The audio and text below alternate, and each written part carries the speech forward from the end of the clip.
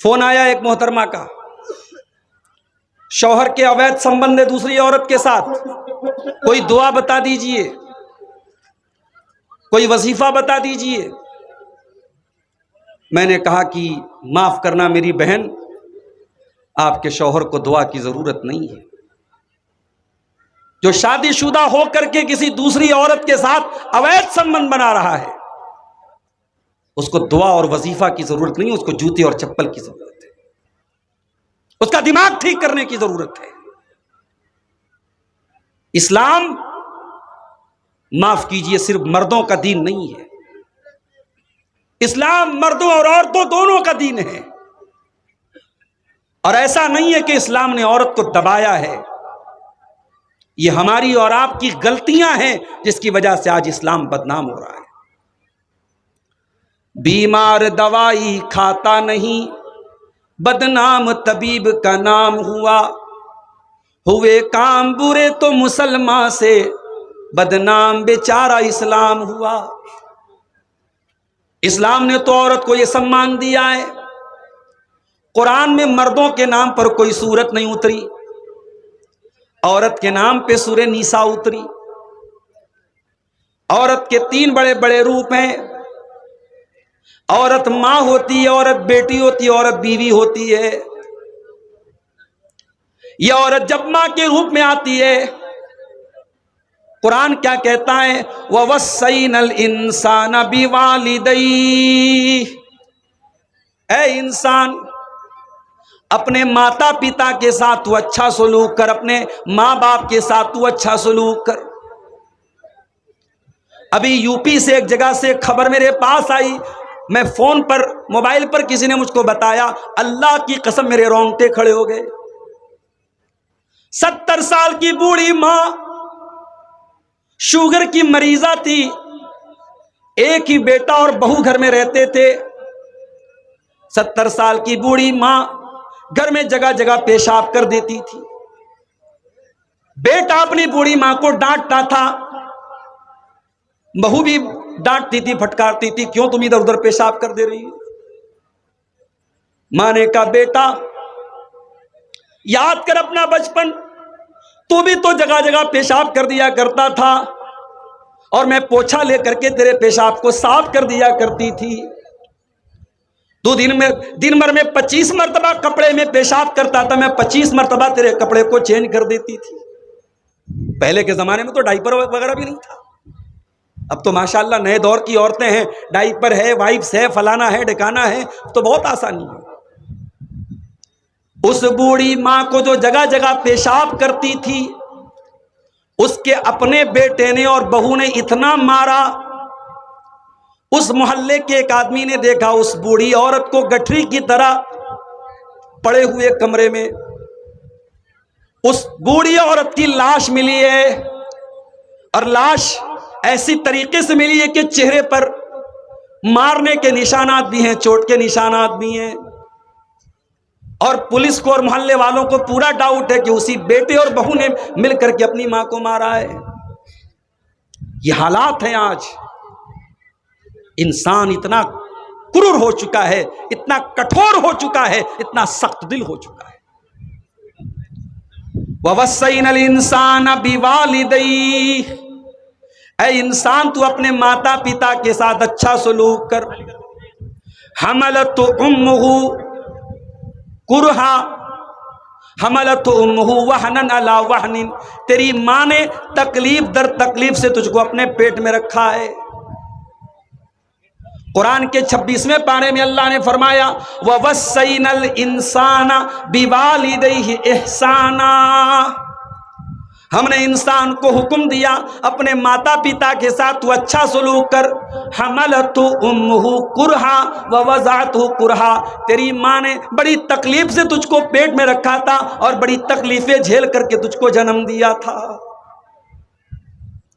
3 تکلیفیں ایسی ہیں جو ماں اٹھاتی ہے، پیٹ میں رکھنے کی تکلیف، جنم دینے کی تکلیف، اور 9 مہینے تک دودھ پلانے کی تکلیف۔ اسی لیے باپ کا درجہ اپنی جگہ ہے، مگر ماں کا درجہ باپ سے بھی 3 گنا زیادہ ہے۔ دنیا والوں، تم کہتے ہو اسلام نے عورت کو کیا دیا ہے، آؤ میں تم کو بتاؤں۔ اسلام نے عورت کو یہ سمان دیا ہے کہ اگر عورت ماں ہے تو باپ سے 3 گنا اس کا درجہ زیادہ ہے۔ جزاک اللہ۔ اللہ کے پیارے نبی کے پاس ایک صحابی آئے اور آ کر کے سوال کیا، من احق الناس بحسن صحابتی، اے اللہ کے نبی میرے اچھے سلوک کا سب سے زیادہ حقدار کون ہے؟ آپ نے فرمایا امک کا، تیری ماں ہے۔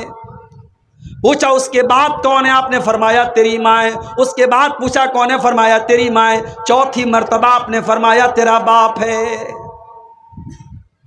جس ماں کو اسلام نے یہ درجہ دیا تھا، اس ماں کو آج آپ نے گالی بنا دیا۔ کسی سے لڑائی ہوتی ہے، ماں کی گالی ہم دیتے ہیں۔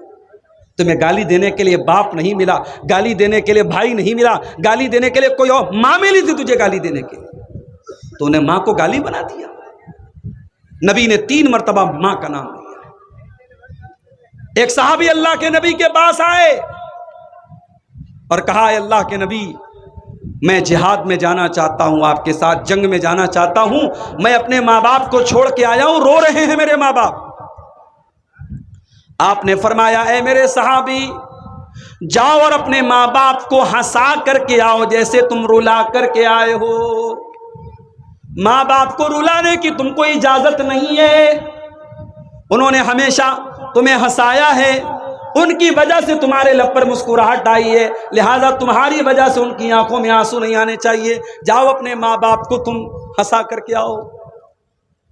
عورت اگر ماں ہے اس کا یہ درجہ ہے، اور یہی عورت اگر بیٹی بن کے آتی ہے، اللہ کے پیارے نبی کیا فرماتے ہیں، من ابتلیا بہذہ البنات شیئا کن لہ سترا من النار، جس کو اللہ تعالیٰ بیٹی دے کر کے آزماتا ہے، جس کا امتحان اللہ تعالیٰ بیٹی دے کر کے لیتا ہے اور اس امتحان میں وہ کھرا اتر جاتا ہے، اللہ کے پیارے نبی فرماتے ہیں کن لہ سترا من النار، وہ بیٹی اپنے ماں باپ کو جہنم کی آگ سے بچاتی ہے۔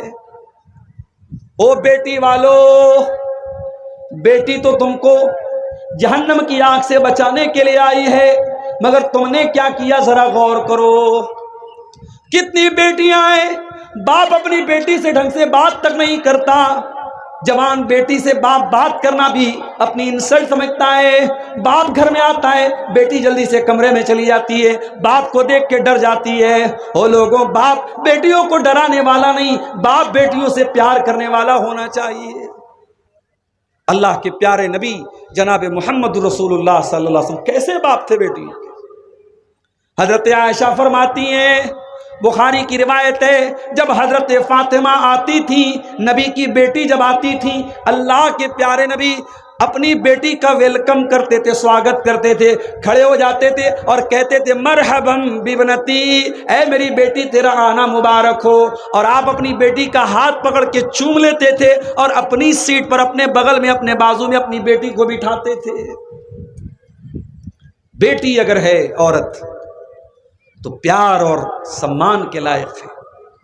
ہمارے یہاں تو صاحب کہتے بیٹی پرایا دھن ہوتی، یہ ہوگی کسی کے ہاں کہاوت، ہمارے یہاں بیٹی کبھی پرائی نہیں ہوتی ہے، معاف کیجیے، اسلام میں بیٹی کبھی پرائی نہیں ہے، سسرال چلی گئی ہے، کسی کی بیوی بن چکی ہے، کسی کی ماں بن چکی ہے، مگر ماں باپ سے اس کا رشتہ کبھی نہیں ٹوٹتا ہے۔ اور میار پور والوں، تم بیٹیوں کو جہیز دیتے ہو، کاش کہ تم نے جہیز بن کر کے بیٹیوں کو وراثت میں ان کا حق دیا ہو۔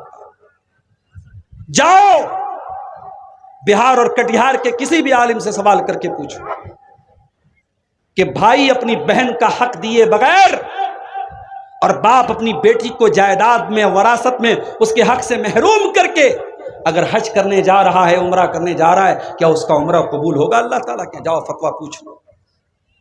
یہ کوئی آپشنل چیز نہیں ہے کہ چاہو تو عمل کر لو۔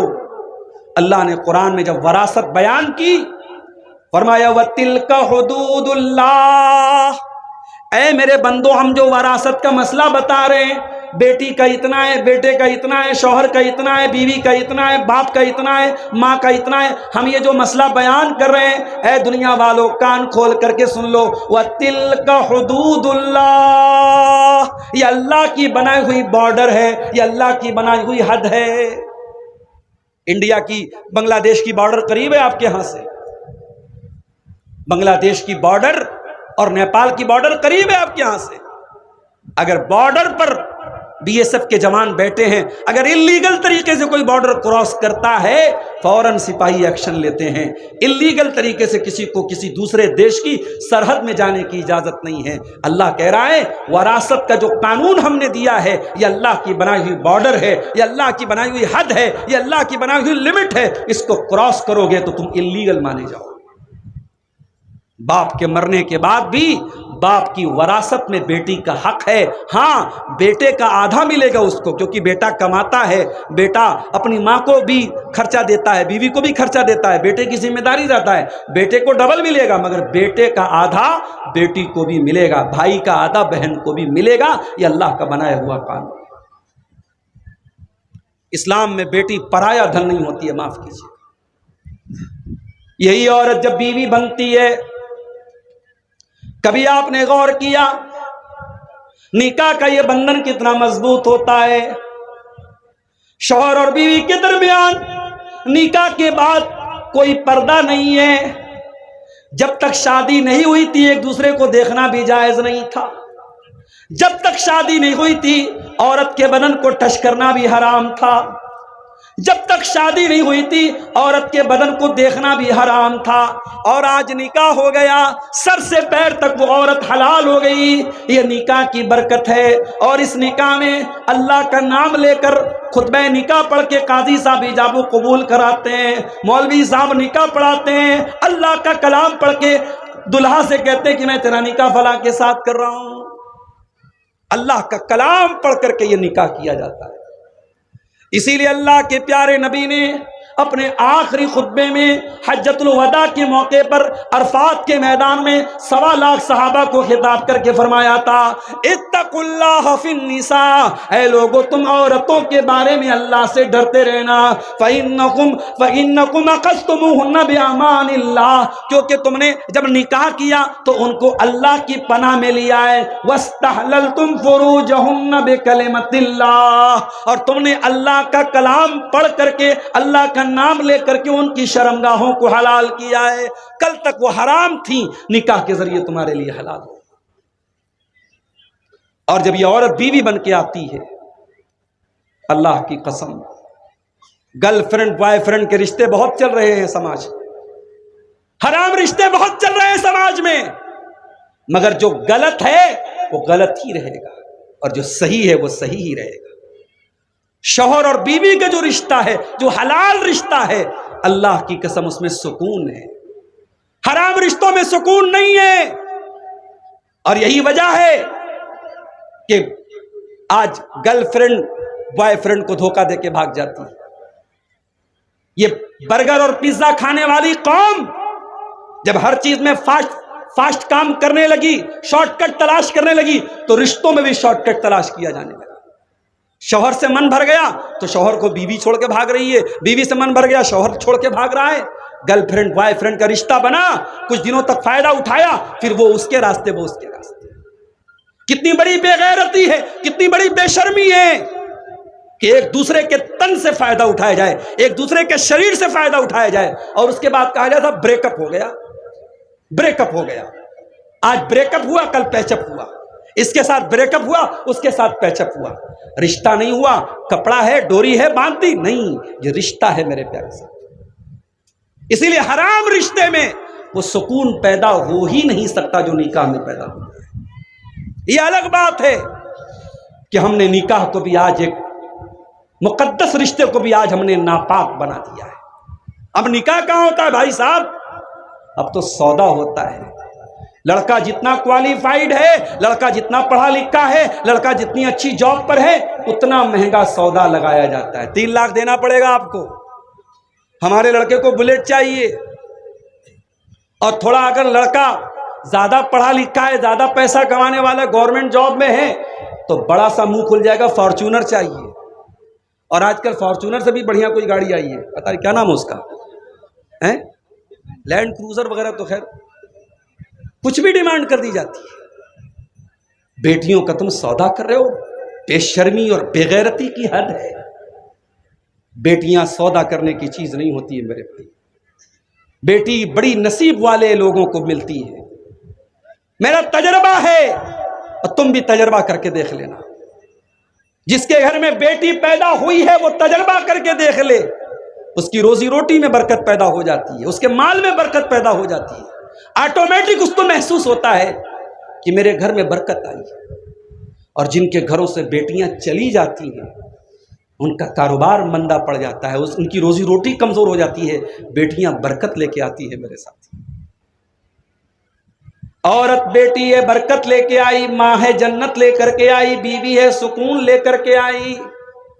وَمِنْ آيَاتِهِ أَنْ خَلَقَ لَكُمْ مِنْ أَنفُسِكُمْ أَزْوَاجًا لِتَسْكُنُوا إِلَيْهَا۔ میرے بندو، اللہ کی بہت بڑی نشانی یہ بھی ہے کہ اس نے تمہارے جوڑے بنائے، تمہاری پتنیوں کو بنایا، تمہاری بیویوں کو بنایا۔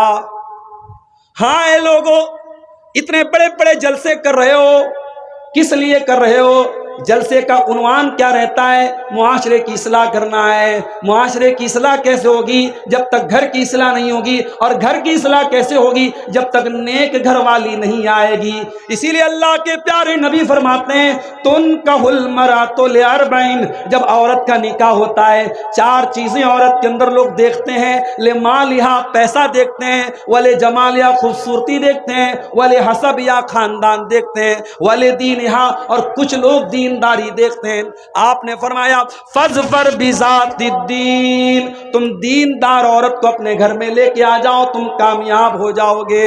او لوگو، دیندار عورت کو لے کے آ جاؤ، وہ تمہاری سگریٹ چھڑوا دے گی، وہ تمہارا رجنی گندھا چھڑوا دے گی، وہ تمہارا سود اور بیاج چھڑوا دے گی۔ تم نیک عورت کو لے کے تو آؤ اپنے گھر میں۔ تم تو نیک کہاں لاتے ہو؟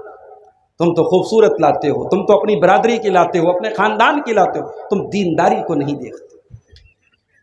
عورت سکون لے کے آتی ہے میرے ساتھ۔ اچھا، ایک عورت ہے جس سے آپ کا کوئی رشتہ نہیں ہے، جلسے میں آپ گئے، وہاں آپ کی ماں بھی ہے، بہن بھی ہے، بیٹی بھی ہے، ماں کا سمان کرنا ہے، بہن کو عزت دینا ہے، بیٹی کو عزت دینا ہے۔ ایک چوتھی عورت آئی، کوئی رشتہ نہیں ہے میرا اس کے ساتھ، میں دوسرے گاؤں سے آیا ہوں، وہ میار پور کی لڑکی ہے، میار پور کی عورت ہے، میرا اس سے کوئی رشتہ نہیں ہے۔ میں بھی جلسے میں جا رہا ہوں، وہ بھی جلسے میں جا رہی ہے، سامنا ہوا۔ قرآن کیا کہتا ہے؟ قُل لِّلْمُؤْمِنِينَ يَغُضُّوا مِنْ أَبْصَارِهِمْ، اے مسلمانوں، کوئی غیر لڑکی تم کو نظر آ جائے، اپنی نگاہوں کو نیچی کر لو، اسے گھور گھور کے نہ دیکھو، اپنی نگاہوں کو اس کے اوپر نہ جماؤ، اپنی نگاہوں کو نیچی کر لو۔ اللہ اکبر! اسلام نے عورت کو کتنا سمان دیا ہے۔ کوئی غیر عورت ہے، کوئی رشتہ نہیں ہے، نہ بہن ہے، نہ بیٹی ہے، نہ ماں ہے، لیکن کوئی غیر عورت بھی ہے تو آپ کو اسے گھورنے کی اجازت نہیں ہے، آپ کو اسے ہراسمنٹ کرنے کی اجازت نہیں ہے، آپ کو اسے پریشان کرنے کی اجازت نہیں ہے۔ آپ کے سماج میں کسی عورت کے بارے میں افواہ اڑ گئی، وہ عورت بدچلن ہے، آپ نے بھی مزہ لینے کے لیے اس کو لوگوں سے کہنا شروع کیا، ارے فلاں کی لڑکی تو بدچلن ہے۔ آپ کے پاس کوئی پروف نہیں ہے، آپ کے پاس کوئی دلیل نہیں ہے، اور آپ نے کسی عورت کو بدچلن ہونے کا آروپ لگایا، کیریکٹر پر آروپ لگایا، تو قرآن کیا کہتا ہے؟ والذین یرمون المحصنات ثم لم یاتوا باربعۃ شہداء فاجلدوہم 80 جلدہ، جو کسی بے قصور عورت پر، کسی پاک دامن عورت پر بدچلنی کی تہمت لگائے، چرترہین ہونے کا الزام لگائے، کیریکٹر لیس ہونے کا الزام لگائے، اس عورت کے اوپر زنا زنا کا الزام لگائے اور 4 گواہ اس کے پاس نہ ہوں، اسلام نے جو ثبوت مانگا ہے، جو گواہ مانگا ہے، اگر وہ گواہ تیرے پاس نہیں ہے، وہ ثبوت تیرے پاس نہیں ہے، تو قرآن کیا کہتا ہے؟ فَجْلِدُوهُمْ 80 جلدہ، الزام لگانے والے کو، تہمت لگانے والے کو، جھوٹا الزام لگانے والے کو 80 کوڑے مارے جائیں گے۔ وَلَا تَقْبَلُوا لَهُمْ شَهَادَةً أَبَدًا، اور اسلامی عدالت میں اس انسان کی گواہی کبھی قبول نہیں کی جائے گی۔ عورت کے سمان اور عورت کے چرتر کی کتنی اہمیت ہے۔ عورت پر آپ نے جھوٹا الزام لگایا ہے، 80 کوڑے لگیں گے، اور عدالت آپ کو بین کر دے گی کہ یہ آدمی کوئی بھی گواہی دے گا، اس کی گواہی ان ایکسیپٹیبل ہے، اسویکاریہ ہے، اس کی گواہی قبول نہیں کی جائے گی۔ یہ ہے عورت کا سمان۔ میرے پیارے بھائیو، اسلام نے عورت کو دبایا نہیں ہے، اسلام نے تو عورت کو اٹھایا ہے۔ اللہ کے پیارے نبی جب عرب کی دھرتی پر آئے تھے، اس عورت کے اوپر بہت اتیاچار ہوتا تھا، جانوروں کی طرح یہ عورت بازار میں بکا کرتی تھی، ایک ایک عورت سے 10 لوگ شادی کرتے تھے۔ پتی کے مرنے کے بعد آپ کے بھارت کی دھرتی پر بھی 1400 سال پہلے نہیں بلکہ 100 سال پہلے بھی ستی پرتھا لاگو تھی۔ پتی کے مرنے کے بعد پتنی کو پتی کی چتا کے ساتھ جلا دیا جاتا تھا۔ ودھوا عورت اور بیوہ عورت کا نکاح کرنا، شادی کرنا پاپ مانا جاتا تھا، گناہ مانا جاتا تھا۔ عرب کے اندر جب کوئی شوہر مر جاتا تھا، 1 سال تک اس کی بیوہ عورت کو ایک کال کوٹری میں بند کر دیتے تھے، اسی میں لیٹرین کرتی تھی، اسی میں پیشاب کرتی تھی، اسی میں کھانا کھایا کرتی تھی، اسی میں پانی پیا کرتی تھی۔ 1 سال تک اس کو سورج کی روشنی دیکھنے نہیں دیا جاتا تھا۔ اسلام نے آ کر ان کپرتھاؤں کو روکا ہے، اسلام نے آ کر ان بیڈ ٹریڈیشنز کو، ان غلط ٹریڈیشنز کو روکا ہے، اور اسلام نے دنیا کو پیغام دیا وَإِذَا الْمَوْءُودَةُ سُئِلَتْ بِأَيِّ ذَنبٍ قُتِلَتْ، اے لڑکیوں کو زندہ زمین میں گاڑنے والو، کل قیامت کے دن وہ لڑکی قیامت کے دن آئے گی اور اس سے پوچھا جائے گا تیرے ماں باپ نے، تیری ماں نے، تیرے باپ نے کس اپرادھ میں تجھ کو مارا تھا، تیرا اپرادھ کیا تھا، تیرا قصور کیا تھا۔ اسلام نے عورت کی جان بچائی ہے میرے پیارے ساتھی۔ اسلام نے عورت کو پردے میں رہنے کا حکم دیا ہے، اور کیوں دیا ہے وہ بھی آپ سمجھ لیجیے۔ بہت آسان مثال میں دیتا ہوں، بہت آسان مثال۔ 20,000 والا موبائل ہے، اچھا سا کور لگایا آپ نے، ٹیمپرڈ گلاس لگایا تاکہ گر جائے تو اسکرین نہ ٹوٹے، پانی نہ چلا جائے، لیکن آپ نے آئی فون لے لیا۔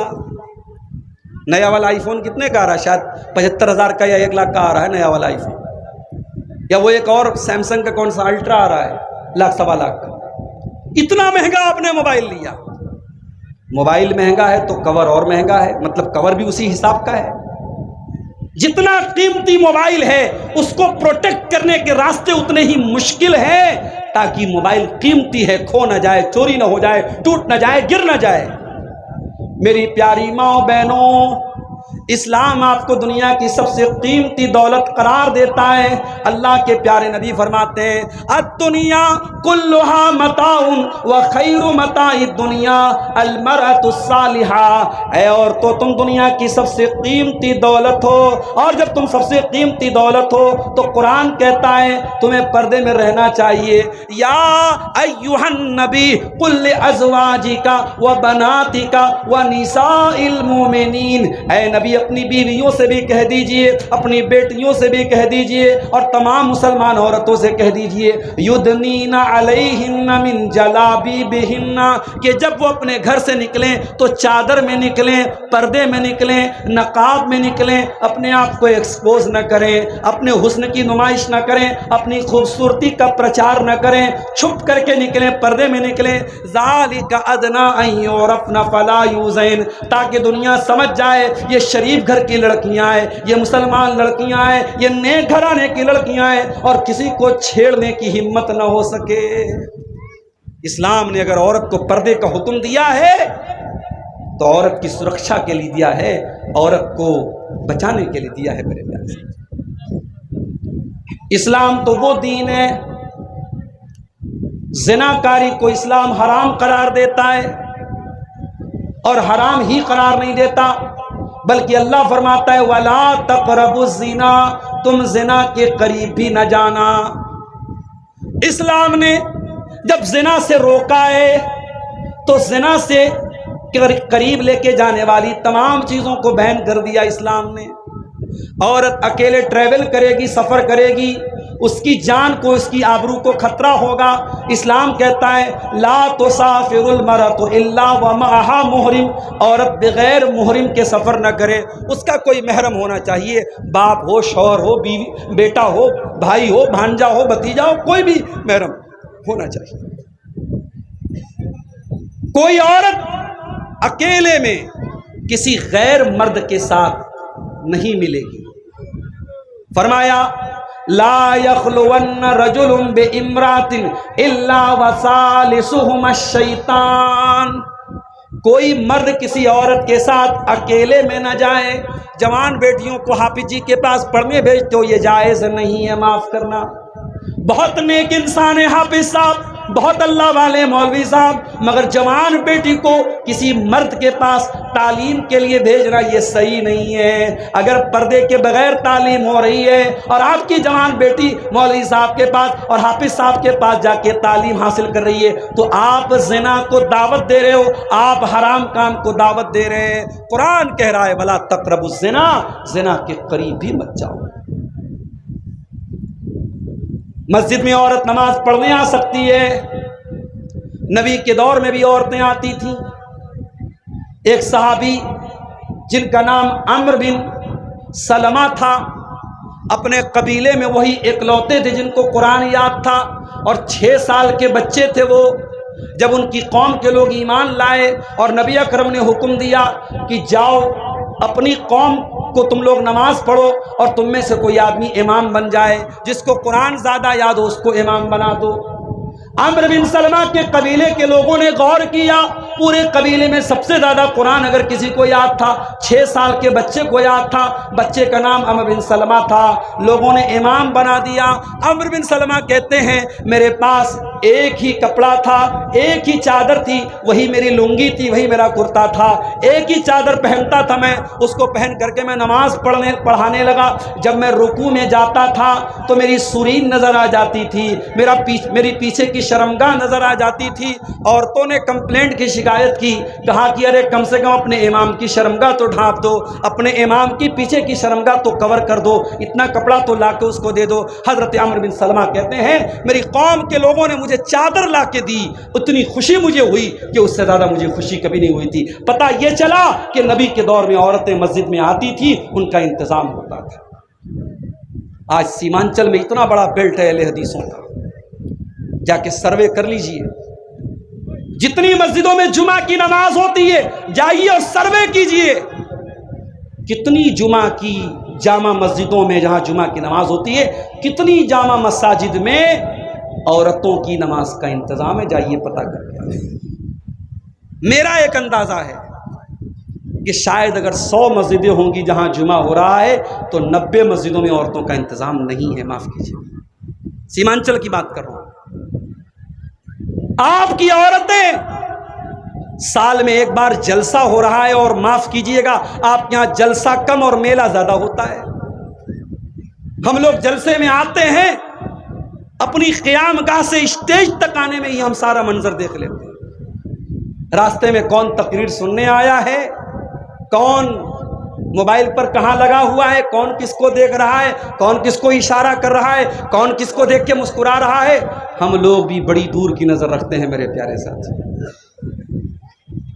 آپ غور کیجئے کہ آپ کی عورتیں اور لڑکیاں سال میں ایک جلسے میں آ رہی ہیں، اور آپ یہ ایکسپیکٹ کرتے ہیں، یہ امید کرتے ہیں کہ وہ دین سیکھ لیں گے۔ نہیں میرے پیارے ساتھی، آپ کو جمعہ کی نماز میں بھی عورتوں کا انتظام کرنا پڑے گا۔ اور آپ یہ مت کہیے ہم بہت غریب لوگ ہیں، نہیں، آپ غریب لوگ نہیں ہیں۔ آپ کی شادیاں دیکھ کے نہیں لگتا ہے کہ آپ غریب ہیں۔ 200 باراتیوں کو آپ جب چکن بھی کھلاتے ہیں، مٹن بھی کھلاتے ہیں، تب نہیں لگتا کہ آپ غریب ہیں۔ جب 3-3 لاکھ روپیہ جہیز دیتے ہیں لڑکیوں کو، تب نہیں لگتا غریب ہیں۔ آپ اگر چاہیں ہر وہ مسجد جہاں جمعہ کی نماز ہو رہی ہے، اگر گاؤں والے چاہیں گے، اور اسی منیہاری کے علاقے میں نے بعض علاقوں میں دیکھا ہے لوگوں نے اپنے گاؤں میں کلیکشن کر کے لاکھوں روپے کی عیدگاہ بنا لی ہے، آپ چاہیں گے ہر مسجد میں جہاں جمعہ کی نماز ہو رہی ہے عورتوں کا انتظام ہو سکتا ہے، اور آج کے اس دور میں بہت ضروری ہے میرے پیارے ساتھیوں عورتوں کا انتظام۔ لیکن اگر جمعہ کی نماز میں عورت جمعہ کی نماز پڑھنے آ رہی ہے تو میری پیاری ماں بہنوں کان کھول کر کے سن لو، اللہ کے پیارے نبی فرماتے ہیں اگر کوئی عورت خوشبو لگا کر کے مسجد میں آتی ہے، نماز پڑھنے آ رہی ہے، جمعہ پڑھنے آ رہی ہے، تراویح پڑھنے آ رہی ہے، اگر وہ خوشبو لگا کر کے مسجد میں آتی ہے تو 40 دن تک اس کی نماز قبول نہیں ہوگی، 40 دن تک اس کی ایک ٹائم کی نماز قبول نہیں ہوگی۔ جو عورت صرف خوشبو لگا کر کے مسجد میں آئی ہے، میری پیاری ماں اور بہنوں، جب مسجد میں آپ کو خوشبو لگا کر کے آنے کی اجازت نہیں ہے تو کٹیہار اور منیہاری کے بازار میں اور پورنیہ کے گلاب باغ میں اور کسی واٹر پارک میں اور کسی ریسٹورنٹ میں اور کسی مال میں آپ کو بے پردہ اور میک اپ کر کے اور خوشبو لگا کر کے جانے کی اجازت کیسے ہو سکتی ہے میرے پیارے ساتھی؟ عورت پردے میں رہے گی، دین سیکھے گی، اسلام سیکھے گی۔ میں نہیں کہتا کہ ساری بچیوں کو مدرسے میں ڈال دو، مگر جا کر کے سروے کر لو کہ اسکولوں میں پڑھنے کے نام پر کیا کیا ہو رہا ہے۔ آج ہماری قوم کی بچیاں انگلش میڈیم اسکول میں پڑھ رہی ہیں، اسکول کا اینول فنکشن ہوا، اسکول والوں نے کہا آپ کی بیٹی ڈانس بہت اچھا کرتی ہے، ہم چاہتے ہیں ہمارے اینول فنکشن میں آپ کی لڑکی ڈانس کرے۔ ماں نے شوہر سے کہا، بیوی نے شوہر سے کہا ہماری بیٹیا بڑا اچھا ڈانس کرتی ہے، اسکول والوں نے خود سے نام دیا ہے، چلو ڈانس کرواتے ہیں۔ اسکول کا فنکشن ہوا، اسٹیج پر آپ کی جوان لڑکی ناچ رہی ہے اور آپ ویڈیو بنا رہے ہیں اور فخر سے اپنے اسٹیٹس پہ لگائے ہیں مائی ڈاٹر از ڈانسنگ، میری بیٹی ڈانس کر رہی ہے۔ ارے بے غیرت، اپنی ڈانس کرتی ہوئی بیٹی کو دیکھ کر تجھے چلو پانی میں ڈوب مرنا چاہیے تھا۔ تیری قوم کی بیٹیاں ڈانس کر رہی ہیں اور تو فخر سے دیکھ رہا ہے اور تو ویڈیو بنا رہا ہے اور تو انسٹاگرام پہ ڈال رہا ہے اور تو فیس بک پہ ڈال رہا ہے۔ اور معاف کرنا، یہ کام ابھی تک تو انگلش میڈیم اسکول والے کرتے تھے، اب مدرسے والے کہاں پیچھے رہیں گے؟ اب مدرسوں میں بھی یہ کام ہو رہا ہے، بڑی بڑی بچیوں کو اسٹیج پہ لایا جا رہا ہے اور ڈانس تو نہیں ہے، ایکشن ہو رہا ہے، ایکشن۔ شراب کا نام بدل کے وسکی رکھ دیا جائے، رم رکھ دیا جائے، بیئر رکھ دیا جائے تو شراب حلال نہیں ہو جائے گی۔ یہ ڈانس کو آپ ایکشن کا نام دے تو ڈانس صحیح نہیں ہو جائے گا۔ ٹھیک ہے، بچی آ رہی تھی، وہ مائک پر آ کے اس نے نعت پڑھ دی، حمد پڑھ دی، اس نے کوئی چھوٹی سی تقریر کر دی، وہاں تک تو ٹھیک تھا۔ یہ ایکشن کے نام پہ کون سی بلا آ گئی بھائی؟ لڑکیوں کو تعلیم دو میرے پیارے ساتھیوں، تعلیم کے نام پہ ان کی عزت کا جنازہ مت نکالو۔ اور کان کھول کے سن لو، اس امت کی عورتوں نے ہر دور میں دین کی تعلیم کا جھنڈا بہت بلند کیا ہے۔ اگر آپ کو میری بات میں شک ہے تو جائیے حضرت عائشہ کی زندگی کے بارے میں پڑھ لیجیے، اور کبھی موقع ملا انشاءاللہ تو اسی سیمانچل کے علاقے میں تقریر کا تو میں وعدہ نہیں کرتا، جمعہ کے خطبے میں ایک موضوع رکھوں گا، حضرت عائشہ کی پوری سیرت بیان کروں گا۔ ویسے یوٹیوب پر میں بنارس میں تقریر کر چکا ہوں، یوٹیوب پر موجود ہوگی، لیکن آپ کے علاقے میں شاید اس موضوع پر میں نے تقریر نہیں کیا ہے۔ حضرت عائشہ کی پوری زندگی کے بارے میں کیا علم تھا، کیا نالج تھی، کیا گیان تھا۔ بڑے بڑے صحابہ کہتے ہیں جب ہمارے اوپر مشکل آتی تھی، ہمیں کوئی مسئلہ نہیں سمجھ میں آتا تھا، حضرت عائشہ سے سوال کیا کرتے تھے، اور حضرت عائشہ جب جواب دے دیتی تھی سب کا منہ بند ہو جاتا تھا۔ اتنی نالج اللہ تعالیٰ نے حضرت عائشہ کو دی تھی۔ او میری پیاری بہنوں، تمہارے لیے آئیڈیل نہ تو ثانیہ مرزا ہیں، نہ بالی ووڈ کی ہیروئن ہیں، نہ کرکٹرز ہیں، آپ کے لیے آئیڈیل خواتین اگر ہیں میری پیاری ماں بہنوں، اس امت کی سب سے بہترین عورتیں ہیں، نبی کی بیویاں ہیں، اللہ کے پیارے نبی کی بیویاں ہیں، یہ اس امت کی سب سے آئیڈیل عورتیں تھیں۔ میری پیاری ماں بہنوں، آج ذرا سی شوہر کی کمائی میں کمی آ جائے، آپ کے ماتھے پر بلا جاتا ہے، آپ کی پسند کی ساڑی شوہر نہ دلائے، آپ کی پسند کا سوٹ نہ دلائے، آپ کی پسند کا کھانا گھر میں نہ بنے تو آپ کو غصہ آ جاتا ہے۔ میری پیاری ماں بہنوں، کبھی موقع ملے اللہ کے پیارے نبی کی بیویوں کی حالات بھی پڑھ لیجئے۔ حضرت عائشہ اپنے بھانجے عروہ سے کہتی ہیں، اے عروہ، ہم آسمان میں ایک چاند دیکھتے تھے، دوسرا چاند دیکھتے تھے، تیسرا چاند دیکھتے تھے، 2 مہینے گزر جایا کرتے تھے۔ وما یوقد فی ابیات رسول اللہ صلی اللہ علیہ وسلم نار، اللہ کے رسول کے گھر میں 2 مہینے تک چولہا نہیں جلتا تھا، 2 مہینے تک نبی کے گھر میں چولہا نہیں جلتا تھا۔ حضرت عروہ نے پوچھا، یا خالۃ فما کان یعیشکم، اے خالہ جان، جب چولہا نہیں جلتا تھا، جب کھانا نہیں بنتا تھا تو 2 مہینے تک آپ لوگ کیسے رہ لیتے تھے؟ فرمایا التمر والماء، کھجور کھا کر کے اور پانی پی کر کے اللہ کے نبی کے گھر والے اور اللہ کے نبی کی فیملی گزارا کر لیتی تھی۔ مدینہ آنے کے بعد کبھی اللہ کے پیارے نبی کے گھر میں لگاتار 3 دن تک گیہوں کی روٹی نہیں بنی۔ یہ لائف سٹائل تھا اللہ کے نبی کی بیویوں کا۔ میری پیاری ماں بہنوں، اگر ایسی زندگی آپ کو گزارنے دے دی جائے، آپ تو 1 ہفتہ نہیں رہ پائیں گی۔ نبی کی بیویوں نے ساری زندگی نبی کے ساتھ گزارا کیا، کبھی لب پر کوئی شکوہ نہ لائیں، کبھی زبان پر کوئی شکایت نہیں لائیں۔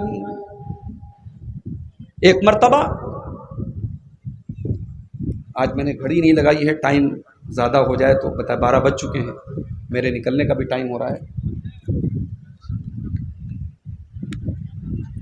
مدرسہ والوں کے پاس زمین نہیں ہے، چندہ کرانا ہے، بھیا چندہ کرانا بڑا مشکل کام ہے، اور یوٹیوبر بھائیوں نے تو وہ بھی نہیں چھوڑا، اب چندہ کرا رہے، اس کا بھی ویڈیو بنا رہے ہیں۔ فیس بک پر ایک صاحب نے چندے والا ویڈیو ڈال دیا، ہم سے لوگ پوچھنے لگے آپ سیمانچل میں چندہ کرا رہے ہیں۔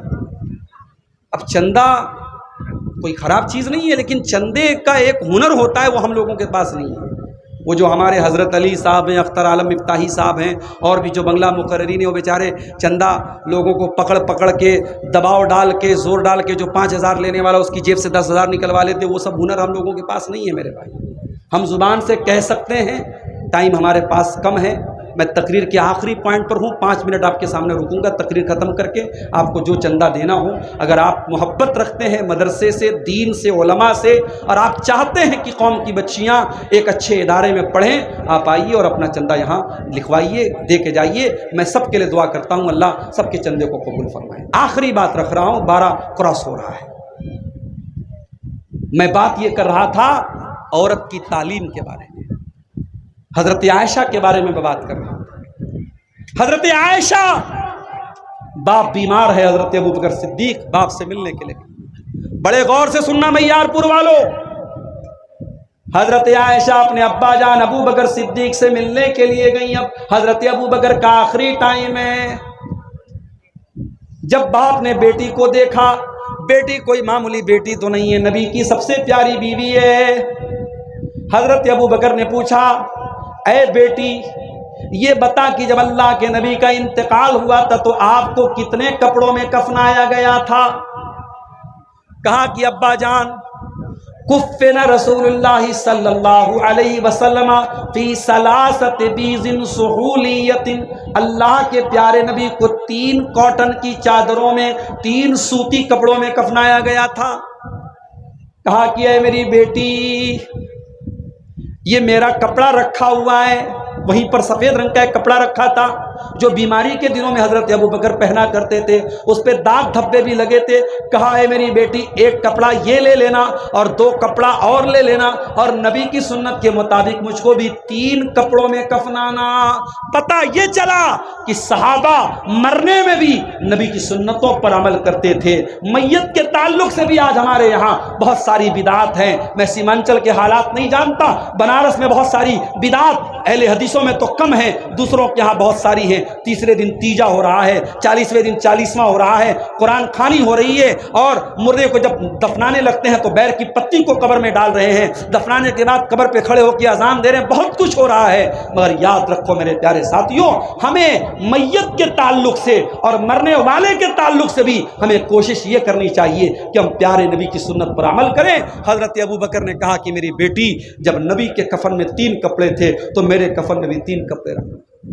سبق یہ ملا، میار پور کے غیرت مند مسلمانوں، ہم کو سبق یہ ملا کہ بیٹی کو اس لائق بناؤ کہ بیٹی سے باپ مسئلہ پوچھنا پڑے تو باپ بیٹی سے مسئلہ پوچھے، اپنی بیٹیوں کو اس قابل بنا دو کہ جب کبھی زندگی میں مشکل ٹائم آ جائے تو آپ کی بیٹیاں آپ کو مسئلہ بیان کریں۔ اور ابھی کلاسی چوک پر ایک صاحب مجھ کو ملے، کئی بیٹوں اور بیٹیوں کے باپ ہیں، ان کی ایک بات مجھے بڑی اچھی لگی، انہوں نے کہا مولانا صاحب میری ایک ہی تمنا ہے، جب میرا انتقال ہو جائے میرے جتنے بیٹے ہیں ہر بیٹا اس لائق ہو کہ اپنے باپ کا جنازہ پڑھا سکے، وہاں یہ دیکھنا نہ پڑے کہ باپ کا جنازہ کون پڑھائے گا۔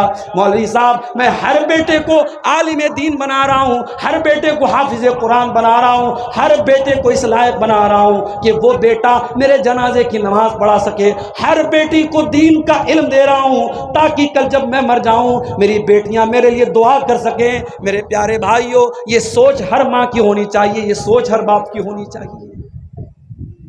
اپنی اولاد کو علم دین سکھاؤ میرے ساتھ۔ میں نہیں کہتا آپ انگلش میڈیم اسکول میں پڑھاؤ، آپ کا بیٹا IAS آفیسر بن جائے، بڑی خوشی کی بات ہے، ہماری قوم کو IAS آفیسرز کی بھی ضرورت ہے۔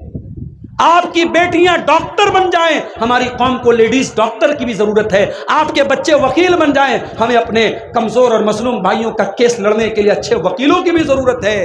لیکن معاف کرنا، ہمیں وکیل وہ چاہیے جو رشوت نہ لے، ایماندار ہو، اللہ سے ڈرنے والا ہو۔ ہمیں ڈاکٹر وہ چاہیے جو مریضوں کا خون نہ کرے، مریضوں کا خون نہ چوسے، جو ایمان۔ ابھی لکھنؤ کا ایک ڈاکٹر ہے، سرجن ہے، ماشاءاللہ چہرے پر داڑھی بھی ہے، تہجد پڑھتا ہے، اور جب مریض کا آپریشن کرتا ہے، مجھے لکھنؤ کے ایک صاحب نے بتایا مولانا صاحب اتنا بہترین ڈاکٹر ہے کہ آپریشن کے پہلے 2 رکعت نماز پڑھتا ہے، اور آپریشن کے وقت یہ کہتا ہے کہ دیکھو بھائی میں معالج ہوں، میں سرجن ہوں، میں علاج کر رہا ہوں، لیکن شفا اللہ کے ہاتھ میں ہے۔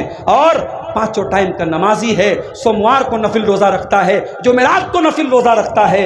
آج ایسے ڈاکٹر بھی ہماری قوم کو چاہیے میرے پیارے ساتھیوں، جو دیندار ہوں۔ آج ہمارے قوم کو اچھے وکیل بھی چاہیے، آج ہمارے قوم کو اچھے پولیٹیشین بھی چاہیے، جو ایماندار ہوں، جو نیک ہوں، جو دیندار ہوں۔ میں تعلیم سے منع نہیں کر رہا ہوں، لیکن ہاں مکان کی فاؤنڈیشن مضبوط ہونی چاہیے۔ اپنے بیٹوں اور بیٹیوں کو دین کی تعلیم دو میرے پیارے ساتھیوں۔ ہم اللہ سے دعا کرتے ہیں رب العالمین ہمیں اپنی بیٹیوں کو دینی تعلیم دینے کی توفیق عطا فرما۔ العالمین یہ مدرسۃ روضۃ البنات جو اس علاقے کا ایک مدرسہ ہے، اور بھائی نے کہا کہ مدرسے کے پاس زمین نہیں ہے، میں آپ سب سے اپیل کرتا ہوں آئیے اللہ کے اس دین کے درسگاہ میں اور اس علم کے مرکز میں اپنی گاڑی کمائی میں سے آپ جو بھی دیں گے، 1000 500 10,000 5,000 جو بھی دیں گے، آپ کا یہ چندہ انشاءاللہ ذخیرہ آخرت بنے گا۔ آج دنیا میں لوگ پوچھتے ہیں کہ ہمیں کوئی ایسا انویسٹمنٹ بتا دو جہاں ہم 10 روپیہ لگائیں ہم کو 100 روپیہ مل جائے، ڈبل مل جائے۔ میرے بھائیوں آخرت کا یہ انویسٹمنٹ ہے، یہاں آپ جو پیسہ لگائیں گے اپنے لیے وہ انشاءاللہ آخرت میں ذخیرہ بنے گا۔ اللہ تعالیٰ یہ دیکھیے کسی بھائی نے یہ پیسہ، میں نام نہیں لے پاؤں گا، ٹائم کم ہے، نکلنا ہے، آپ بغیر نام کے آئیے اور چندہ دیتے ہوئے جائیے۔ اللہ آپ سب کے چندے کو قبول فرمائے۔ تصویر کھینچنا کیسا ہے؟ کیونکہ آج کل زیادہ تر جلسے کے اشتہار میں بڑے بڑے عالم دین جیسا کہ آپ سب کا بھی تصویروں کو اشتہار میں چھاپا جاتا ہے، یہ کہاں تک صحیح ہے؟ قرآن و حدیث کی روشنی میں ہم سامعین کو جواب دیں۔ عبدالشکور صاحب کو لے کے آئیے، جو بھی والنٹیئر حضرات ہیں ذمہ داری دیا ہوا ہے وہ عبدالشکور صاحب کو لے کے آئیے۔ کیمرے کی آپ لوگ بیٹھیے، صرف کیمرہ والے کو بولا گیا کہ ریکارڈنگ کر دیجیے، آپ لوگ بیٹھیے۔ کیمرے کی تصویر کے بارے میں بہت سارے علماء کا یہ موقف ہے کہ یہ حرام نہیں ہے۔ کیمرے کی تصویر کوئی پینٹنگ نہیں ہے جس میں تصویر میں انسانی بدن کا ایک ایک عضو بنایا جائے۔ جو جس تصویر کو حدیثوں میں حرام قرار دیا گیا اس میں یہ کہا گیا کہ قیامت کے دن اللہ تعالیٰ کہے گا احیوا ما خلقتم، جس کو تم نے بنایا ہے، پیدا کیا، اس میں زندگی ڈالو۔ تو فوٹو ہم بنا نہیں رہے ہیں، کیمرہ بس ایک کیپچر کرتا ہے، ایک عکس لیتا ہے، لیکن پھر بھی احتیاط کا تقاضا علماء نے یہ بتایا ہے کہ کیمرے کی تصاویر کے بھی استعمال میں ہم احتیاط کریں، اور جہاں ضرورت پڑے وہیں پر ہم تصویر لیں۔ جیسے کہ آج ID کے لیے فوٹو کی ضرورت ہے، آپ واٹس ایپ چلاتے ہیں، آپ اپنے واٹس ایپ کے پروفائل پر اپنی تصویر لگاتے تاکہ یہ معلوم ہو جائے آپ ہی کا نمبر ہے۔ آپ فیس بک چلا رہے ہیں، وہاں آپ نے اپنی تصویر لگائی، وہاں ایک ضرورت ہے۔ پاسپورٹ کے لیے تصویر کھنچوانا ایک ضرورت ہے، جہاں ضرورت ہے وہیں فوٹو کھنچوایا جائے۔ میں بار بار منع کرتا ہوں، اور سیمانچل کے جن جلسوں میں مجھ سے پوچھا گیا ہے کہ مولوی صاحب آپ کا ہم اشتہار پہ نام دینا چاہتے ہیں، میں نے کلیئر بولا ہے کہ میں اس کو صحیح نہیں سمجھتا ہوں، آپ مت ڈالیے۔ اور آج کے زمانے میں فوٹو لینا یہ کوئی مشکل کام نہیں ہے، لوگ فوٹو لیتے ہیں اور پوسٹر پہ ڈلواتے ہیں، اور پہلے یہ چیز بنگال میں تھی، دھیرے دھیرے آپ کے سیمانچل میں بھی رائج ہو گئی، اور اب تو پوسٹر کیا بڑے بڑے جو ہے وہ فاٹک لگائے جاتے ہیں، گیٹ بنائے جاتے ہیں، اور بہت پہلے سے اس پہ جو ہے تصویریں لگا دی جاتی ہیں۔ بہرحال یہ چیز صحیح نہیں ہے، ہم سب کو اس سے بچنا چاہیے، پرہیز کرنا چاہیے۔ میں تمام جلسے والوں سے گزارش کرتا ہوں کہ آپ اس چیز سے پرہیز کریں۔ اللہ تعالیٰ ہم سب کو نیک عمل اور اچھی سمجھ کی توفیق عطا فرمائے۔ ہاں ہاں السلام علیکم ورحمۃ اللہ وبرکاتہ۔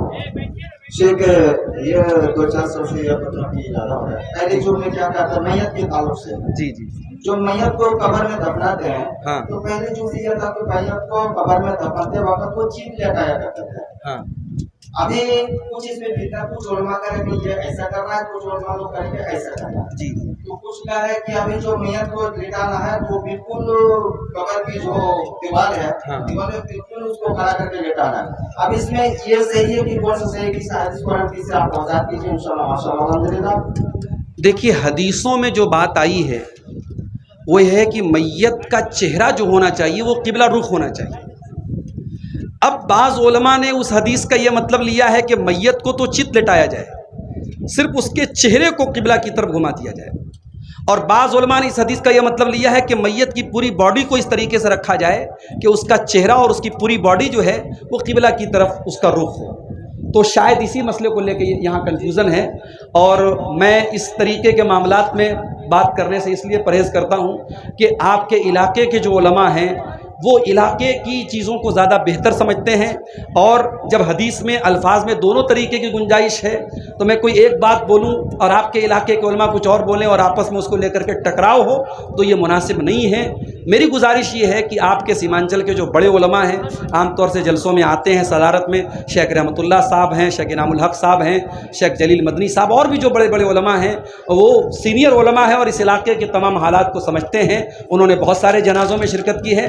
آپ ان کے سامنے یہ مسئلہ رکھیں تو انشاءاللہ وہ زیادہ بہتر بتائیں گے کہ دونوں میں سے کون زیادہ بہتر ہے۔ بہرحال حدیث کے الفاظ سے دونوں کی گنجائش ہمیں نظر آتی ہے، واللہ اعلم بالصواب۔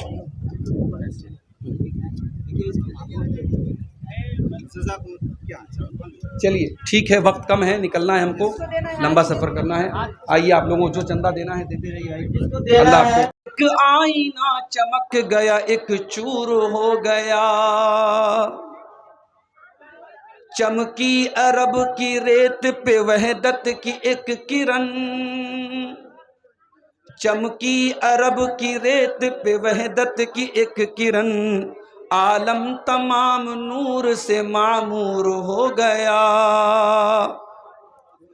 ایسا اثر تھا آپ کی گفتار میں نثار، ایسا اثر تھا آپ کی گفتار میں نثار، قاتل بھی قتل ہونے پہ مجبور ہو گیا، لہجہ نبی کا رب کو یوں منظور ہو گیا۔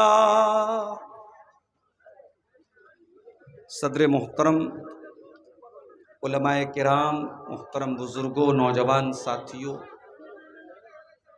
ماؤں اور بہنوں، پیارے بچوں، اس سے پہلے کہ میں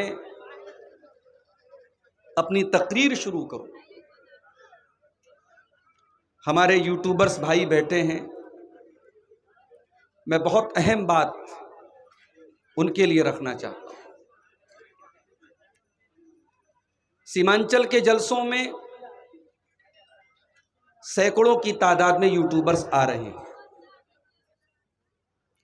ان میں سے کچھ کو میں جانتا ہوں اور بہت سارے لوگوں کو میں نہیں جانتا۔ آپ میری ہر تقریر ریکارڈ کرتے ہیں،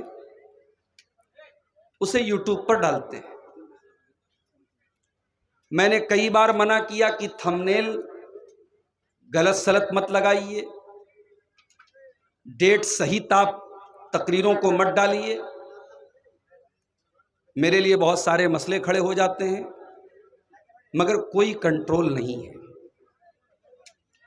اور اب میرے سامنے اس کے سوا کوئی راستہ نہیں ہے کہ میں یوٹیوبرز کو پوری طریقے سے بین کر دوں. میں جانتا ہوں کہ اس میں اچھے لوگ بھی ہیں، سب لوگ غلط تھمبنیل نہیں ڈال رہے ہیں، مگر میرے پاس ایسا کوئی طریقہ نہیں ہے کہ میں فلٹر کر سکوں. ہر جلسے میں ایشو کھڑا ہو رہا ہے، پبلک سامنے بیٹھی ہے، اونچے اونچے اسٹینڈ ہیں، ہر تقریر کے شروع میں 10 منٹ آپ کو سمجھانے پہ برباد ہو رہا ہے. اور جب میں تقریر کے پہلے یہ کہتا ہوں کہ بند کر دیجئے، کچھ جلسوں میں جب میں نے منع کر دیا تو یہ یوٹیوبر بڑے غصے میں انہوں نے اپنا اسٹینڈ بند کیا اور وہاں سے چلے گئے.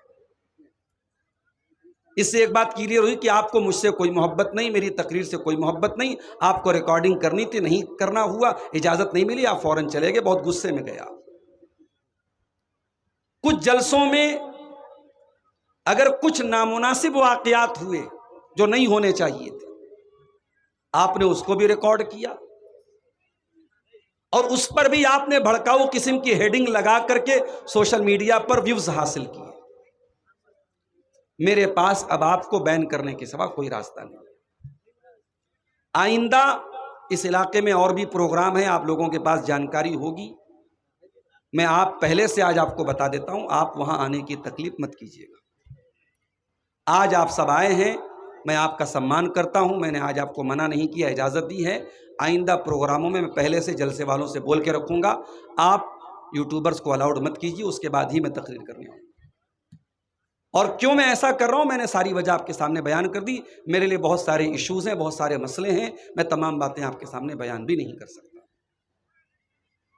ٹائم ہمارے پاس بہت محدود ہوتا ہے، آپ جانتے ہیں. مجھ سے پہلے بنگلہ زبان کے بڑے میٹھے وقتہ اور مقرر حضرت علی صاحب تقریر کر رہے تھے، کلیکشن بھی کر رہے تھے. مجھے اچھا نہیں لگ رہا تھا، وہ مدرسے کی بھلائی کے لیے چندہ کر رہے ہیں، ان کو روک کر کے خود بیٹھوں میں، لیکن میں گھڑی کی سوئیوں کی طرف بھی دیکھ رہا ہوں، مجھے نکلنا بھی ہے. ہم جانتے ہیں آج کا یہ جلسہ، یہ پروگرام مدرسہ روضۃ البنات، جو اس علاقے کا ایک بنات کا بہترین ادارہ ہے، اس ادارے کی تعمیر اور ترقی کے لیے یہ پروگرام ہو رہا ہے. میں آپ سب سے اپیل بھی کرتا ہوں، آپ جلسے میں آتے ہیں، سیمانچل کے جلسوں میں آپ مزاج بنا کے آتے ہیں، موڈ بنا کے آتے ہیں، تقریر بھی سننا ہے، مدرسے کو دان بھی دینا ہے، چندہ بھی دینا ہے. آپ کھل کر کے تعاون کیجئے اور مدرسوں کو مضبوط کیجئے. حالات بہت اچھے نہیں ہیں میرے بھائی، حالات بہت اچھے نہیں ہیں. آپ کا برقع نشانے پر ہے، آپ کی مسجدیں نشانے پر ہیں، آپ کی پہچان نشانے پر ہے، آپ کا دین اور مذہب نشانے پر ہے. اگر آپ اپنی بچیوں کو دینی تعلیم نہیں دیں گے اور اس طریقے کے جو چھوٹے بڑے مدرسے آپ کے بہار کے مختلف علاقوں میں چل رہے ہیں اور خاص طور سے سیمانچل میں چل رہے ہیں، ان مدرسوں کو اگر آپ مضبوط نہیں کریں گے تو آنے والے وقت میں آپ کی قوم کی بیٹیاں کتنی بڑی تعداد میں مرتد ہوں گی، ارتداد کی راہ پر جائیں گی، آپ اندازہ نہیں لگا سکتے. دنیا تو پروپیگنڈا کر ہی رہی ہے. اسلام نے عورت کو بہت دبا دیا، بہت کمزور کر دیا، برقعے میں قید کر دیا، بچہ پیدا کرنے کی مشین بنا دیا. اور معاف کیجیے گا، اس میں کچھ یوگدان ہماری کچھ غلطیوں کا بھی ہے. بہت سارے گھروں میں واقعی میں عورت پر ظلم ہو رہا ہے، مسلمان کر رہا ہے.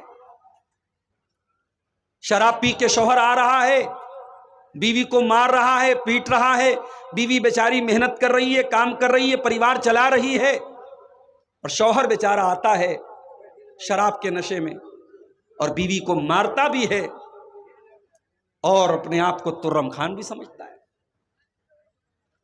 ایک صاحب نے مجھ سے ایک مرتبہ ٹیلی فون پر موبائل پر کال کر کے پوچھا، صاحب نے کیا پوچھا؟ عورت کا فون آیا. یہ بیچ میں کون بار بار ہیلو ہیلو کر رہا ہے؟ بیچ میں مت بولو بھائی. आप उधर से बीच में नहीं बोलिएगा। कार्यालय से जितना देर शेख अब्दुल गफ्फार साहब की तकरीर होगी उतनी देर तक आप उधर से कुछ भी महंगी नहीं दीजिएगा। आज बहुत सारे घरों में हालात बहुत खराब है। मैक बंद करके आप बातचीत कीजिए। उधर से जो कार्यालय में है मैक बंद करके बातचीत कीजिए, शेख को डिस्टर्ब हो रहा है।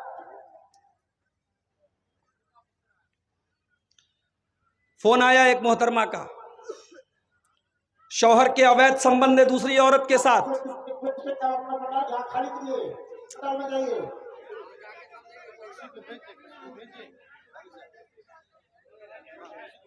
कोई दुआ बता दीजिए,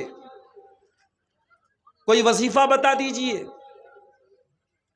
मैंने कहा कि माफ करना मेरी बहन, आपके शौहर को दुआ की जरूरत नहीं है। जो शादीशुदा होकर के किसी दूसरी औरत के साथ अवैध संबंध बना रहा है उसको दुआ और वजीफा की जरूरत नहीं, उसको जूते और चप्पल की जरूरत है, उसका दिमाग ठीक करने की जरूरत है। इस्लाम, माफ कीजिए, सिर्फ मर्दों का दीन नहीं है। इस्लाम मर्दों और औरतों दोनों का दीन है। और ऐसा नहीं है कि इस्लाम ने औरत को दबाया है। ये हमारी और आपकी गलतियां हैं जिसकी वजह से आज इस्लाम बदनाम हो रहा है। बीमार दवाई खाता नहीं, बदनाम तबीब का नाम हुआ। हुए काम बुरे तो मुसलमान से, बदनाम बेचारा इस्लाम हुआ। इस्लाम ने तो औरत को यह सम्मान दिया है। कुरान में मर्दों के नाम पर कोई सूरत नहीं उतरी, औरत के नाम पे सूरह निसा उतरी। औरत के 3 बड़े बड़े रूप हैं। औरत मां होती है, औरत बेटी होती है, औरत बीवी होती है। यह औरत जब मां के रूप में आती है, कुरान क्या कहता है? ववस्सैनल इंसान बिवालिदैहि, ऐ इंसान अपने माता पिता के साथ तू अच्छा सलूक कर, अपने माँ बाप के साथ तू अच्छा सलूक कर। अभी यूपी से एक जगह से खबर मेरे पास आई, मैं फोन पर मोबाइल पर किसी ने मुझको बताया, अल्लाह की कसम मेरे रोंगटे खड़े हो गए। 70 साल की बूढ़ी मां, शुगर की मरीजा थी, एक ही बेटा और बहू घर में रहते थे। 70 साल की बूढ़ी मां घर में जगह जगह पेशाब कर देती थी। बेटा अपनी बूढ़ी मां को डांटता था, बहू भी डांटती थी, फटकारती थी, क्यों तुम इधर उधर पेशाब कर दे रही हो? मां ने कहा, बेटा याद कर अपना बचपन, तू भी तो जगह जगह पेशाब कर दिया करता था और मैं पोछा लेकर के तेरे पेशाब को साफ कर दिया करती थी। तू दिन भर में 25 मरतबा कपड़े में पेशाब करता था, मैं 25 मरतबा तेरे कपड़े को चेंज कर देती थी। पहले के जमाने में तो डाइपर वगैरह भी नहीं था। अब तो माशाल्लाह नए दौर की औरतें हैं, डाइपर है, वाइप्स है, फलाना है, ढकाना है, तो बहुत आसानी है। उस बूढ़ी मां को जो जगह जगह पेशाब करती थी, उसके अपने बेटे ने और बहू ने इतना मारा, उस मोहल्ले के एक आदमी ने देखा उस बूढ़ी औरत को गठरी की तरह पड़े हुए कमरे में। उस बूढ़ी औरत की लाश मिली है और लाश ऐसी तरीके से मिली है कि चेहरे पर मारने के निशानात भी हैं, चोट के निशानात भी हैं। और पुलिस को और मोहल्ले वालों को पूरा डाउट है कि उसी बेटे और बहू ने मिलकर के अपनी मां को मारा है। ये हालात हैं आज। इंसान इतना क्रूर हो चुका है, इतना कठोर हो चुका है, इतना सख्त दिल हो चुका है। ववस्सैनल इंसान बिवालिदैहि, ऐ इंसान तू अपने माता पिता के साथ अच्छा सलूक कर। हमलतु उम्मुहु कुरहा, हमलतु उम्मुहु वहनन अला वहनिन, तेरी मां ने तकलीफ दर तकलीफ से तुझको अपने पेट में रखा है। कुरान के 26वें पारे में अल्लाह ने फरमाया, ववस्सैनल इंसाना बिवालिदैहि इहसाना, ہم نے انسان کو حکم دیا اپنے ماتا پتا کے ساتھ تو اچھا سلوک کر. حملتہ امہ کرہا ووضعتہ کرہا، تیری ماں نے بڑی تکلیف سے تجھ کو پیٹ میں رکھا تھا اور بڑی تکلیفیں جھیل کر کے تجھ کو جنم دیا تھا. 3 تکلیفیں ایسی ہیں جو ماں اٹھاتی ہے: پیٹ میں رکھنے کی تکلیف، جنم دینے کی تکلیف، اور 9 مہینے تک دودھ پلانے کی تکلیف. اسی لیے باپ کا درجہ اپنی جگہ ہے، مگر ماں کا درجہ باپ سے بھی 3 گنا زیادہ ہے. دنیا والوں، تم کہتے ہو اسلام نے عورت کو کیا دیا ہے؟ آؤ میں تم کو بتاؤں. اسلام نے عورت کو یہ سمان دیا ہے کہ اگر عورت ماں ہے تو باپ سے 3 گنا اس کا درجہ زیادہ ہے. جزاک اللہ. اللہ کے پیارے نبی کے پاس ایک صحابی آئے اور آ کر کے سوال کیا: من احق الناس بحسن صحابتی، اے اللہ کے نبی میرے اچھے سلوک کا سب سے زیادہ حقدار کون ہے؟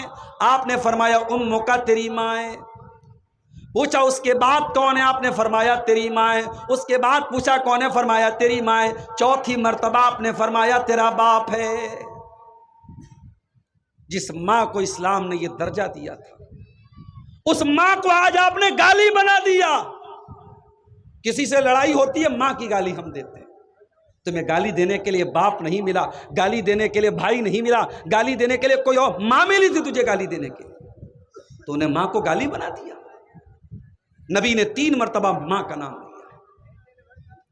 ایک صحابی اللہ کے نبی کے پاس آئے اور کہا: اے اللہ کے نبی، میں جہاد میں جانا چاہتا ہوں، آپ کے ساتھ جنگ میں جانا چاہتا ہوں. میں اپنے ماں باپ کو چھوڑ کے آیا ہوں، رو رہے ہیں میرے ماں باپ. آپ نے فرمایا: اے میرے صحابی، جاؤ اور اپنے ماں باپ کو ہنسا کر کے آؤ جیسے تم رلا کر کے آئے ہو. ماں باپ کو رلانے کی تم کو اجازت نہیں ہے. انہوں نے ہمیشہ تمہیں ہنسایا ہے، ان کی وجہ سے تمہارے لب پر مسکراہٹ آئی ہے، لہذا تمہاری وجہ سے ان کی آنکھوں میں آنسو نہیں آنے چاہیے. جاؤ اپنے ماں باپ کو تم ہنسا کر کے آؤ. عورت اگر ماں ہے اس کا یہ درجہ ہے. اور یہی عورت اگر بیٹی بن کے آتی ہے، اللہ کے پیارے نبی کیا فرماتے ہیں؟ من ابتلی بہذہ البنات شیئا کن لہ سترا من النار. جس کو اللہ تعالیٰ بیٹی دے کر کے آزماتا ہے، جس کا امتحان اللہ تعالیٰ بیٹی دے کر کے لیتا ہے اور اس امتحان میں وہ کھرا اتر جاتا ہے، اللہ کے پیارے نبی فرماتے ہیں کن لہ سترا من النار. وہ بیٹی اپنے ماں باپ کو جہنم کی آگ سے بچاتی ہے. او بیٹی والو، بیٹی تو تم کو جہنم کی آگ سے بچانے کے لیے آئی ہے، مگر تم نے کیا کیا ذرا غور کرو. کتنی بیٹیاں ہیں، باپ اپنی بیٹی سے ڈھنگ سے بات تک نہیں کرتا. جوان بیٹی سے باپ بات کرنا بھی اپنی انسلٹ سمجھتا ہے. باپ گھر میں آتا ہے، بیٹی جلدی سے کمرے میں چلی جاتی ہے، باپ کو دیکھ کے ڈر جاتی ہے. او لوگوں، باپ بیٹیوں کو ڈرانے والا نہیں، باپ بیٹیوں سے پیار کرنے والا ہونا چاہیے. اللہ کے پیارے نبی جناب محمد رسول اللہ صلی اللہ علیہ وسلم کیسے باپ تھے بیٹی؟ حضرت عائشہ فرماتی ہیں، بخاری کی روایت ہے، جب حضرت فاطمہ آتی تھی، نبی کی بیٹی جب آتی تھی، اللہ کے پیارے نبی اپنی بیٹی کا ویلکم کرتے تھے، سواگت کرتے تھے، کھڑے ہو جاتے تھے اور کہتے تھے مرحبا ببنتی، اے میری بیٹی تیرا آنا مبارک ہو. اور آپ اپنی بیٹی کا ہاتھ پکڑ کے چوم لیتے تھے اور اپنی سیٹ پر، اپنے بغل میں، اپنے بازو میں اپنی بیٹی کو بٹھاتے تھے. بیٹی اگر ہے عورت تو پیار اور سمان کے لائق ہے. ہمارے یہاں تو صاحب کہتے بیٹی پرایا دھن ہوتی. یہ ہوگی کسی کے ہاں کہاوت، ہمارے یہاں بیٹی کبھی پرائی نہیں ہوتی ہے، معاف کیجیے.